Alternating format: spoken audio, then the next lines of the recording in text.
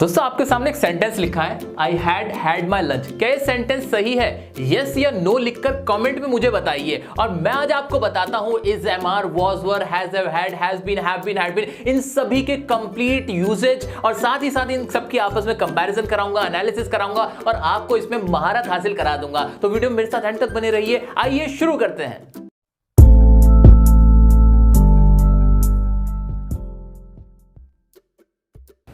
दोस्तों सबसे पहले समझते हैं कि ये इज, एम आर, वॉज और कहां से निकल कर आए हैं। इसके लिए समझना पड़ेगा हमें बी को। बी का मतलब क्या होता है? बी का मतलब होता है होना, किसी भी चीज का प्रेजेंट होना, किसी भी चीज की क्वालिटी या स्टेट को दिखाने के लिए हम बी का इस्तेमाल करते हैं। जैसे कि बहुत खुश होना, नाराज होना, थका हुआ होना, गुस्सा होना, टीचर होना, स्टूडेंट होना। जैसे मैं एक स्टूडेंट हूं तो क्या हूं मैं? स्टूडेंट होना यानी स्टूडेंट हूं। इस तरह के होने के लिए हम क्या लगा देते हैं? बी लगा देते हैं। अब हमारा काम बड़ा आसान हो गया था, जब भी हमें होना दिखाना हो तो हम बी लगा देंगे। ऐसे ही तो करेंगे। आइए एक सेंटेंस बनाते हैं इसी वाली टेक्निक से। अब तक हमें इज, एम आर, वॉज, वर हमें नहीं पता था कि क्या होते हैं, ठीक है? हमें सिर्फ बी का पता था। मान लो मैंने एक सेंटेंस लिखा मैं खुश हूं। मैंने क्या लिखा? मैं खुश हूं। इसकी इंग्लिश क्या बनाऊंगा? आई बी हैप्पी। इसकी हिंदी बनाओ, क्या बनी? मैं खुश होना है। ये क्या बना? यही तो बनी इसकी इंग्लिश, मैं खुश होना। अरे यहां पे तो मुझे हूं लगाना था क्योंकि आवाज तो हूं में निकलनी थी, लेकिन बी का मतलब तो होना होता है। यानी मुझे कुछ ऐसा वर्ड भी चाहिए था जो मैं के साथ हूं की आवाज को निकाल दे। बी तो मैं चाहता था, होना तो मैं दिखाना चाहता था कि वो चीज प्रेजेंट है। मैं कैसा हूं? खुश हूं। तो मैं इस खुशी को दिखाना तो चाहता हूं कि मैं खुश हूं, लेकिन हूं की आवाज नहीं आ रही थी, होना की आवाज निकल रही थी। ऐसा कोई वर्ड नहीं मिल पा रहा था। इसलिए हमने क्या करा? हमने ये करा कि जो हमारा इज था, हमने कहा कि भाई जितने भी सिंगुलर्स होते हैं ना, जो एक होते हैं, एक व्यक्ति या वस्तु या चीज की बात की जाती है, उसके साथ तो इज लगा देना, ठीक है? और ऐसे ही जब हम आई का इस्तेमाल करें, मैं का इस्तेमाल करें, उसके साथ आप आई लगा देना। और एक से ज्यादा चीजें हो, प्लूरल हो, उसके साथ आप आर का इस्तेमाल कर लेना और हमारी समस्या सॉल्व हो गई। आवाज अब भी देखो, इधर देखते हैं हम जरा। मैं खुश हूं, इसकी इंग्लिश अगर मैं बनाऊं आई एम वेरी हैप्पी, मैं बहुत खुश हूं। अब इसमें ध्यान से देखना, जो ये एम है ये किसकी आवाज निकाल रहा है? हूं की आवाज निकाल रहा है। और ध्यान देने वाली बात है, हूं का मतलब भी तो होना ही हो रहा है, सेंस तो वही निकल रहा है ना। ये तो वही बात हुई कि बी क्या है? बी एक पानी का ग्लास है। उस पानी के ग्लास के अंदर आप चाहे नींबू निचोड़ लो, चाहे नमक डाल लो, चाहे शुगर डाल लो, चाहे कोई कलर मिला दो, वो पानी ही रहेगा, बस उसकी जो प्रॉपर्टीज है वो चेंज होती रहेगी। बिल्कुल ऐसा ही यहां पर हुआ था। बी का मतलब क्या था? होना ही था, होने को दिखा रहा था, एग्जिस्टेंस को दिखा रहा था, मौजूदगी को दिखा रहा था। लेकिन जब इज की फॉर्म में आया तो यहां पे इसने सिंगुलर को दिखा दिया, सिंगुलर के होने को दिखा दिया। एम की फॉर्म में आया तो हूं का सेंस दे दिया। आर की फॉर्म में आया तो प्लूरल्स के होने को दिखा दिया। इतना तो क्लियर हो गया ना कि इज, एम आर, वॉज, वर निकल कर कहां से आए थे। अभी वॉज, वर की बात करूं, चलो वॉज, वर के बारे में बता देता हूं। वॉज, वर में क्या हुआ? अब हमने तो प्रेजेंट की बातें कर ली थी कि हाँ आज के वक्त में जो बात हो रही थी उसके लिए तो हमने इज, एम, आर निकाल दिया था। लेकिन बीते हुए कल के होने के बारे में अगर बात होने लगे, मैं कहना चाहता हूं मैं बहुत खुश था। क्या कहना चाहता हूं? मैं बहुत खुश था। अभी तो पुराने वक्त की बात हो गई, था मैं, होना था, पुराने पास्ट में बात थी। तो उसके लिए क्या करते? इन तीनों में से कोई सा काम नहीं आया, उसके लिए वॉज और वर का इस्तेमाल करा। इसके बारे में अभी डिटेल में बात कर लेंगे, ठीक है? तो अभी हमें मोटा मोटा ये क्लियर तो हो गया है कि इज, एम, आर, वॉज, वर निकल कर कहां से आए? भाई होना से निकल कर आए हैं। होने की आवाज देते हैं, किसी भी चीज का होना, टीचर होना, स्टूडेंट होना, ये दिखा देते हैं हमारे इज, एम, आर, वॉज, वर। आइए अब देखते हैं कि कब हम इज, एम, आर, वॉज, वर को देखते ही पता लगा सकते हैं कि इसका इस्तेमाल कैसे हो रहा है। इसके सिर्फ और सिर्फ 3 इस्तेमाल है। कितने? सिर्फ 3। हाँ, कहीं भी आप इज, एम, आर, वॉज, वर लगा हुआ देखोगे उसके मेनली 3 इस्तेमाल दिख जाएंगे आपको। उसके अलावा कोई इस्तेमाल है ही नहीं। दुनिया का कोई भी सेंटेंस आ जाए उसमें सिर्फ 3 इस्तेमाल होंगे। क्या 3 इस्तेमाल है वो देख लेते हैं, आओ जल्दी से। वो 3 इस्तेमाल बताने से पहले मैं आपसे बहुत क्लियरली बोलना चाहता हूं, भाई रटने की कोई जरूरत नहीं है, बिल्कुल भी रटना मत। सब कुछ बिल्कुल क्लियर रखना, अपने मन में कोई भी डाउट नहीं रहना चाहिए, ठीक है ना? बी से निकले इज, एम, आर, वॉज, वर। अब कभी भी आप इज, एम, आर का इस्तेमाल कहीं भी किसी भी सेंटेंस में देखते हो, चाहे आप ग्रामेटिकल कोई सवाल कर रहे हो, अपने एग्जाम में बैठे हुए हो, या फिर आप इंग्लिश बोल रहे हो या सुन रहे हो, उसके सिर्फ और सिर्फ 3 इस्तेमाल लिख लेंगे। वो 3 इस्तेमाल क्या? बहुत आसान है, रटना मत, बार बार मना कर रहा हूं, ठीक है ना? आओ चलो देखते हैं क्या क्या हो सकते हैं। पहला इस्तेमाल है टू शो स्टेट और एग्जिस्टेंस। इसका मतलब क्या होता है? स्टेट होती है अवस्था, हालत को दिखाने के लिए, जैसे बीमार, खुश, नाराज, इस तरह की, ठीक है। और एग्जिस्टेंस मतलब मौजूदगी को, वो वहां पर है कि नहीं है, ये बात बताने के लिए। तो पहला इस्तेमाल तो ये होता है, बहुत सिंपल होता है, सब्जेक्ट रखो, वो इज एम आर जो भी आपका आ रहा है वो लगा दो, और ऑब्जेक्ट जो होगा वो लगा दो। जैसे कि ही इज सैड, सैड मतलब बहुत उदास होना, क्या है? वो बहुत उदास है, ठीक है, वह उदास है। यू आर अ डॉक्टर, आप क्या हो? डॉक्टर हो। क्या दिखा रहा है भाई? आपकी हालत, क्या क्या पोजीशन है आपकी, कि आप एक डॉक्टर हो, बस होने को ही दिखा रहा है। यहां पे ध्यान देखो, अपना कॉन्सेप्ट मत छोड़ना। बी का मतलब होना होता है, और यहां पे आर भी क्या दिखा रहा है? होने को ही तो दिखा रहा है। यू आर अ डॉक्टर, कि आप क्या हो? एक डॉक्टर हो। वी आर योर फ्रेंड्स, हम क्या है? तुम्हारे, हम तुम्हारे दोस्त हैं, ठीक है। तो ये पहला इस्तेमाल हो गया। कोई भी सेंटेंस आया, मैंने देखा कि वहां सब्जेक्ट के बाद इज एम आर लगा और ऑब्जेक्ट लगाए, तो मैं समझ जाऊंगा उसका सेंस क्या निकल रहा है, उसकी फीलिंग क्या आ रही है, क्योंकि सेंस है तो इंग्लिश है, अगर सेंस नहीं, इंग्लिश नहीं, ठीक है। अब चलो दूसरा क्या है? दूसरा इस्तेमाल जो होगा वो होगा प्रेजेंट कंटीन्यूअस टेंस में, प्रेजेंट प्रोग्रेसिव टेंस में। ये क्या होता है भाई? टेंस क्या होते हैं? टेंस नहीं देखे, पूरी वीडियो बना रखी है यूट्यूब पे, सबसे ज्यादा टेंस की वीडियो जो देखी जाने वाली वीडियो है वो मैंने ही आपको बता रखा, मेरी ही बनाई है, तो वो प्लीज देख लेना। अगर नहीं देखे, टेंस पूरे पक्के क्लियर हो जाएंगे, ठीक है। अभी मोटा मोटा बता देता हूं। अगर कहीं कोई काम चल रहा होता है, खाने का, पीने का, हंसने का, बोलने का, नाचने का, ठीक है, इस तरह का कोई काम चल रहा होता है, तो वहां पे ना सिर्फ इज़ेमाल लगा के काम नहीं बन पाता, वहां पे वर्ब लगानी पड़ती है। वर्ब का मतलब ही होता है काम, उसके कुछ रूल्स हैं, उसके अंदर भी इज़ेमाल का इस्तेमाल हो रहा होगा। कब हो रहा होगा? जब कोई काम चल रहा होगा। जैसे कोई भी काम अगर रनिंग में है ना, तो वहां पे मैं इज़ेमाल लगा हुआ देख लूंगा, इतना याद रख लो। क्लियर हो गया? कोई भी काम अगर चल रहा है, प्रेजेंट में है, तो वो इज़ेमाल वहां लगा हुआ मिल जाएगा आपको। किस तरह से मिल जाएगा?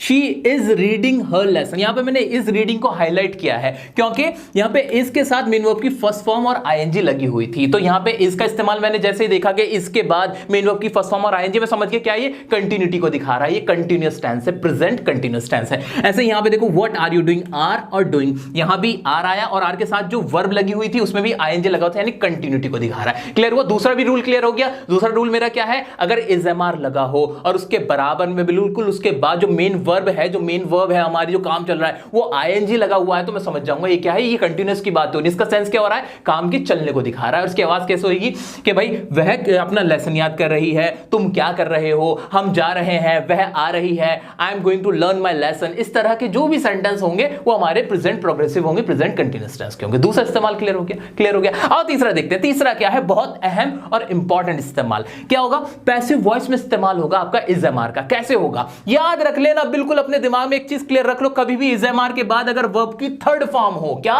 इज़एमआर के बाद वर्ब की मेरी थर्ड फॉर्म लगी हुई है, मेरे दिमाग में घंटी बज जानी चाहिए कि हो ना हो ये पैसिव वॉइस का इस्तेमाल हो रहा है। यहां पे कभी भी ऐसा नहीं होता कि इज़एमआर के बाद वर्ब की थर्ड फॉर्म हो। नॉर्मली यहां भी ऐसा नहीं था, यहां भी ऐसा नहीं था, लेकिन अगर ऐसा हो रहा है तो वो पैसिव वॉइस होगी। जैसे कि Rekha is taught by her mother, Rekha अपनी मां के द्वारा पढ़ाई जाती है। अगर वॉइस नहीं पढ़ रखी, पैसिव वॉइस नहीं पढ़ रखी, वीडियो बना रखी है, फुल फ्लेज वीडियो बना रखी है, देख लेना, बिल्कुल घबराने की जरूरत नहीं है, ठीक है। तो बहुत इंपॉर्टेंट होता है, पैसिव वॉइस का इस्तेमाल बहुत ज्यादा स्पोकन इंग्लिश में भी किया जाता है। तो मुझे उम्मीद है कि अब आपको ये भी क्लियर हो जाएगा। जैसे कि I am scolded bye my teacher, मैंने क्या देखा? आई एम के बाद एम के बाद वर्ब की थर्ड फॉर्म लगी थी, मेरे दिमाग की घंटी बजी, मैंने बोल दिया वॉइस है, कौन सी? पैसिव, ठीक है। ऐसे we are supported by you, आपके द्वारा हम सपोर्ट किए जाते हैं, हमें सहारा मिलता है आपके द्वारा। सही बात है। अगर आप सपोर्ट कर रहे हो तो लाइक करो वीडियो को, शेयर करो, कमेंट करके बताओ कैसी लग रही है वीडियो, ठीक है। ऐसे ही यहाँ पे I am scolded bye my teacher, इसका मतलब क्या था? मुझे मेरे टीचर के द्वारा डांटा जाता है, टीचर के द्वारा डांटा जाता है। तो एम के बाद स्कोल्डेड था, मैं समझ गया। देखो मैं तुम्हें कभी नहीं डांटता हूं, ठीक है ना, तो आप लोगों को ना बहुत खुश रहना चाहिए, मैं कभी नहीं डांटता। तो तीन जो मोटे मोटे इस्तेमाल थे वो क्या थे? बहुत आसान थे। पहला, कोई हालत को दिखाने के लिए, वहां कोई वर्ब नहीं थी, काम नहीं हो रहा था, भाई मैं ऐसा हूं, तुम ऐसे हो, ये बताने के लिए। दूसरा क्या था? दूसरा वर्ब थी हमारी आईएनजी वाली थी, काम चल रहा था, उसको दिखाने के लिए प्रेजेंट के अंदर। तीसरा क्या था? पैसिव वॉइस को दिखाने के लिए, जहां पे इनडायरेक्टली ऑब्जेक्ट के ऊपर जो हमारा जो ऑब्जेक्ट होता है वो पहले होता है, ऑब्जेक्ट पे फोकस किया जाता है। वो हमने तीनों चीजें अच्छे से यहां पे देख ली। अब इज़एमआर तो बिल्कुल क्लियर हो गया। इसके अलावा सर सेंटेंस के अंदर इज़एमआर का कोई इस्तेमाल नहीं होगा? नहीं होगा भाई, नहीं होगा। इज़एमआर अगर कहीं लगा होगा तो बस इन तीन सिचुएशन में लगा होगा, और कहीं इज़एमआर लगेगा ही नहीं। क्लियर हो गया? मुझे लग रहा है आपका एक बहुत बड़ा कॉन्सेप्ट क्लियर हो गया है ना? हो गया कि नहीं? इसी बात पे वीडियो को लाइक करना। अब आगे बढ़ते हैं, वॉज वर्ब का इस्तेमाल देखते हैं। सर वॉज वर्ब में क्या होगा? अभी बताता हूं, बहुत सारे रूल्स हैं वॉज वर्ब के। अभी इतने लंबे चौड़े रूल बताऊंगा ना मैं तुम्हें वॉज वर्ब के, कि तुम्हारे ना आंखें फटी रह जाएंगी, तुम्हारे होश उड़ जाएंगे, बेहोश हो जाओगे, मोबाइल को पकड़े पकड़े बेहोश हो जाओगे। इतने सारे रूल है वॉज वर्ब के, पता है? अरे नहीं भाई, जो ये रूल है वही वॉज वर्ब के रूल है। क्या? बिल्कुल, हाँ सही बात। ये जो 3 यूज बताए ना मैंने आपको इज एम आर के, वही इज एम आर के ही रूल हमारे वॉज और में लगने। कैसे लगने? स्लाइटली सा चेंज करना है। आप मेरे इंटेलिजेंट स्टूडेंट हो, मेरे फ्रेंड्स हो, आप लोग समझदार हो, बता दोगे कैसे करना है। यहां पे जो स्टेट और एग्जिस्टेंस दिखाया जा रहा था वो किसके लिए दिखाया जा रहा था? प्रेजेंट के लिए दिखाया जा रहा था, अभी के लिए दिखाया जा रहा था। अगर वो पास्ट के लिए दिखाए जाने लगे तो वहां क्या लग जाएगा? was वन लग जाएगा। तो पहला इस्तेमाल यही वाला होगा, बिल्कुल यही वाला होगा। बस फर्क क्या हो जाएगा? इसकी जगह यहां पे आर की जगह यहां पे क्या आ जाएगा? was और वर आ जाएगा, ठीक है, और कुछ भी नहीं। फॉर एग्जाम्पल अगर मैं चेंज करता हूं इसको, ही इज सैड, वो कैसा है? वो बहुत उदास है, वो उदास है, ठीक है, मेरे मुंह से बहुत निकलता है, उदास है, ठीक है। ही इज सैड, वो क्या उदास है। अगर मैं कहूं वो उदास था तो क्या आ जाएगा? He was sad. अच्छा, वॉज किसके साथ, वर किसके साथ सर ये तो बता दो। सिंगुलर के साथ आएगा वॉज, या फिर आई होगा उसके साथ भी वॉज आएगा, और प्लूरल्स के साथ क्या आ जाएगा? हमारा वर आ जाएगा। क्लियर हो गया कि नहीं? बिल्कुल क्लियर हो गया, बिल्कुल। सिंगुलर्स के साथ आई आएगा, वॉज आएगा, और आई के साथ भी वॉज आ जाएगा, और प्लूरल्स के साथ वर आ जाएगा, ठीक है। यही वाला रूल यहां लगा दिया। यू वर अ डॉक्टर, तुम डॉक्टर थे। वी वर योर फ्रेंड्स, हम तुम्हारे दोस्त थे। इस तरह से हमने स्लाइटली सा चेंज करा, कुछ भी नहीं करा, सिर्फ क्या टेंस देखना था, पास्ट हो गया, प्रेजेंट से क्या हो गया? पास्ट हो गया। सेम रूल, पहला रूल क्लियर? क्लियर। दूसरा देखते हैं क्या है। प्रेजेंट कंटिन्यूअस टेंस में इज एम आर का इस्तेमाल होता है। अगर मेरी वीडियो आपने टेंस की देखी होगी तो कुछ कहने की जरूरत ही नहीं थी, क्योंकि बस प्रेजेंट हटा के क्या हो जाएगा? पास्ट कंटिन्यूअस टेंस हो जाएगा। क्या हो जाएगा? Past continuous tense. यानी क्या होगा कि जहां भी हमारा पास्ट कंटिन्यूअस टेंस लग रहा होगा वहां हमारा वॉज और वर का इस्तेमाल हो रहा होगा।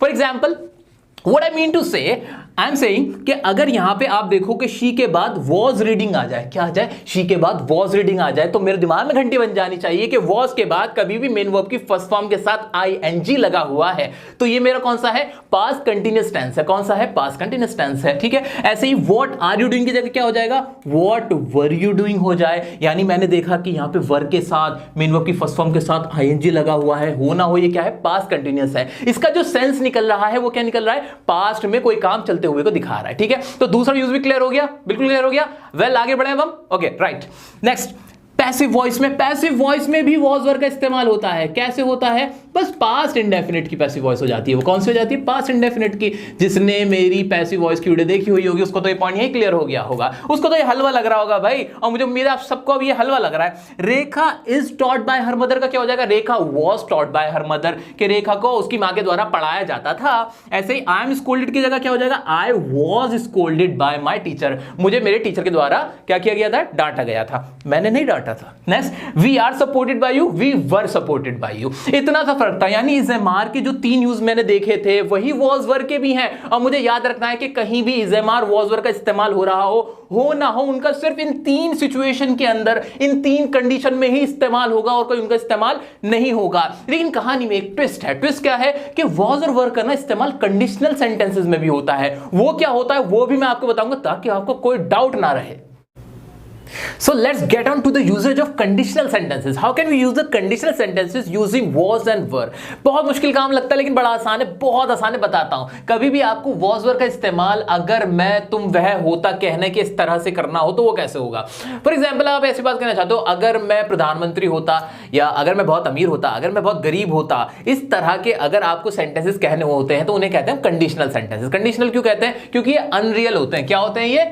अनरियल। क्या बोला जाता है इन्हें? अनरियल, जो वास्तविक नहीं होते, जो सच्चाई नहीं होती, झूठ बोल रहे होते हैं, ठीक है। तो इसको क्या बोलते हैं हम? कंडीशनल सेंटेंसेस बोल देते हैं। और इसमें हम वॉज और वर का इस्तेमाल कैसे करेंगे? स्ट्रक्चर मैंने लिख दिया आपके लिए। इफ लगाओ, सब्जेक्ट लगाओ, वॉज या वर लगाओ, और ऑब्जेक्ट लगा दो। For example, if I were a rich man, अगर मैं एक बहुत अमीर आदमी होता तो क्या होता भाई? I would make more charity, मैं बहुत सारी चैरिटी करता, जो कि कोई ना करता, सब कहने वाली बातें हैं। If he were right now he would help us, अगर वो यहां पर होते ना तो हमारी मदद करते। तो जब भी हमें ऐसा दिखाना होता कि मैं ये होता या मैं यहां होता, तब हम क्या लगा देते हैं? वॉज या वर का इस्तेमाल करते हुए हम वो सेंटेंस बना देते हैं। लेकिन इसमें ट्विस्ट ये है कि वॉज कहां आएगा, वर कहां आएगा? बता देता हूं।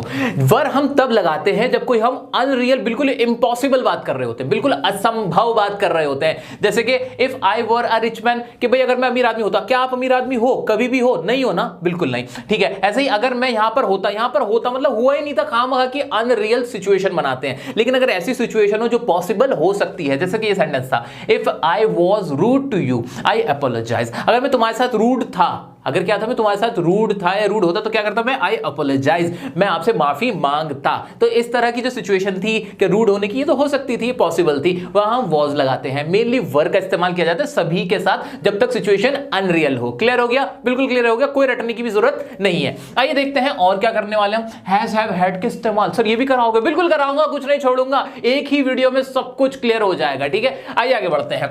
हैज हैव हैड का इस्तेमाल क्या क्या होता है भाई? हैज हैव हैड का इस्तेमाल क्या है? एक ऑक्सिलरी वर्ब है जिसे हेल्पिंग वर्ब कहते हैं। पहला इस्तेमाल पोजीशन को दिखाने के लिए, किसी चीज की मालिकाना हक को दिखाने के लिए हम किसका इस्तेमाल करते हैं? हैज, हैव और हैड का इस्तेमाल करते हैं। कैसे? सब्जेक्ट रखा, हैज हैव हैड लगाया और ऑब्जेक्ट लगा दिया। जैसे कि आई हैव अ कार, मेरे पास क्या है? कार है। ठीक है। शी हैज टू ब्रदर्स, उसके कितने भाई हैं? 2 भाई हैं। वहां पे वो क्या दिखा रही है? अपनी ऑनरशिप दिखा रही है, अपना रिश्ता बता रही है कि भाई मेरे भाई हैं। वो किसके? मेरे हैं, तुम्हारे नहीं है। इस तरह की जो सेंटेंस बनाते हैं जिसमें हम पोजीशन को दिखाना चाहते हैं, ऑनरशिप को हम डिनोट करते हैं, उन्हें हम क्या बोलते हैं? हम बोलते हैं कि भाई हैज हैव हैड से हम बना लेते हैं। अगर पास्ट में होगा तो हैड होगा, प्रेजेंट में होगा तो हैज या हैव होगा। क्लियर हो गया? बिल्कुल।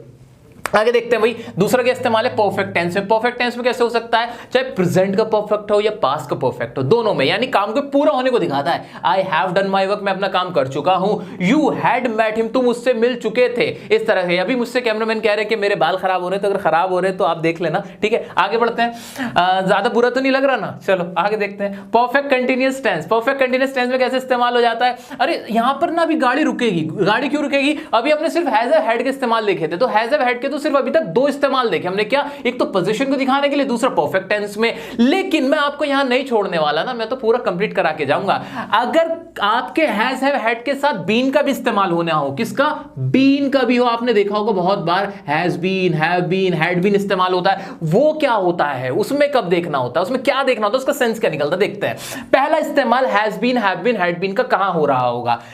परफेक्ट कंटीन्यूअस टेंस में। किसी का भी परफेक्ट कंटीन्यूअस हो तो वो क्या होगा? वो has been, have been, had been लगा के बनेगा। For example, she has been या had been working for 2 hours. इस तरह के सेंटेंसेस में हो जाएगा। देख लिया has been, have been, had been का। दूसरा इस्तेमाल कहां होगा? पैसिव वॉइस में होगा। अगर आपने has been, have been, had been लगा हुआ देखा है तो समझ जाना या तो परफेक्ट कंटीन्यूअस है या फिर वो पैसिव वॉइस है। पैसिव वॉइस को कैसे पहचानोगे? उसकी जो थर्ड फॉर्म होगी, जो मेन वर्ब होगी ना, उसकी थर्ड फॉर्म लगी हुई होगी, वहां पकड़ लेना। तो इन दोनों में जो डिफरेंस है वो यही डिफरेंस है कि अगर परफेक्ट कंटीन्यूअस टेंस होगा उसमें तो फर्स्ट फॉर्म होगी और आईएनजी होगी, लेकिन अगर हमारी पैसिव वॉइस होगी उसमें थर्ड फॉर्म होगी। क्लियर हो गया कि नहीं? यानी has been, have been, had been के हमने 2 इस्तेमाल देखे और हैज हैव हैड के नॉर्मल भी हमने 2 इस्तेमाल देखे। मुझे उम्मीद है आपको ये तो बिल्कुल क्लियर हो गया होगा। लेकिन अभी एक और चीज बची है। क्या चीज बची है? हैज हैव हैड वाली, वो एक और बता देता हूं, उसके बाद आपकी ये इस्तेमाल भी खत्म। दोस्तों हैड का इस्तेमाल हमारे कंडीशनल सेंटेंसेस में भी होता है, हैज हैव का नहीं होता, सिर्फ हैड का होता है। कैसे होता है जरा देख लेते हैं। स्ट्रक्चर रखा जाता है, इफ लगाते हैं, फिर जो भी हमारा सब्जेक्ट होता है वो आता है, हैड आता है और मेन वर्ब की थर्ड फॉर्म आ जाती है। लेकिन एक गौर करने वाली बात यह है कि आपने तो अभी बताया था कि वॉज वर्ब का इस्तेमाल होता है कंडीशनल सेंटेंसेस में, तो हैड का कैसे हो जाता है? उसके पीछे का लॉजिक ध्यान से देखो। जब हम वॉज वर्ब का इस्तेमाल करते हैं तो हम कह रहे होते हैं अगर मैं तुम होता, अगर वह वो होता, अगर ये ऐसा होता, मतलब होने के सेंस में होता है। क्या चीज? कोई चीज होने के सेंस में होता है। लेकिन जब हम हैड का इस्तेमाल कर रहे होंगे ना कंडीशनल सेंटेंसेस में, वहां होना सेंस नहीं होगा, वहां काम हो रहा होगा कि अगर तुम आ चुके होते, अगर तुमने मेहनत की होती, अगर तुम वहां जा चुके होते, अगर तुम मुझसे मिल चुके होते, ये वाले। जब यहां काम हो रहा होगा तो हैड वाले कंडीशनल सेंटेंसेस। अगर काम नहीं होगा, सिर्फ ऐसा कहा जाए अगर मैं अमीर होता, गरीब होता, प्रधानमंत्री होता, ये होता, वो होता, तब क्या आ जाएगा? तब हमारे वॉज वर्ब वाले कंडीशनल सेंटेंस। क्लियर हो गया ना? दिमाग बिल्कुल क्लियर हो गया? बिल्कुल क्लियर है। आगे बढ़ सकते हैं, बढ़िए। अब इसका स्ट्रक्चर तो मैंने आपको बता दिया, बहुत आसान सेंटेंसेस है। If you had come to me I would have helped you,